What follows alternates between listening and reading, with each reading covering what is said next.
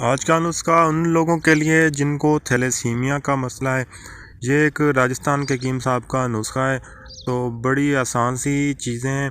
अभी आपने क्या करना है कि स्कंद नागौरी 100 ग्राम लेना है और मिश्री ये जो है ये 200 ग्राम ले लेनी है। दोनों चीज़ें आपको किसी पंसारी से मिल जाएंगी। आपने इनको अच्छे तरीके से साफ़ करके पाउडर कर लेना है और जब ये बिल्कुल पाउडर हो जाए तो 500 मिलीग्राम के कैप्सूल आपने भर लेने हैं।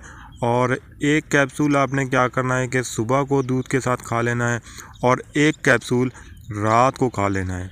अभी आपने 3 महीने तक लगातार ये इस्तेमाल करना है। बेशक आपका मर्ज़ बिल्कुल ठीक भी हो जाए मगर आप 3 महीने तक इसको इस्तेमाल करें और इंशाल्लाह आप देखेंगे कि 3 महीने के बाद आपका जिगर खून बनाना शुरू कर देगा। खून की कमी बिल्कुल भी नहीं रहेगी।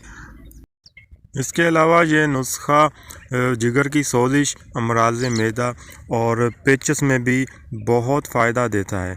बिना किसी डर के इस्तेमाल कर सकते हैं। यह नुस्खा आगे भी शेयर करें ताकि आपको भी इस चीज़ का स्वाब पहुंच सके।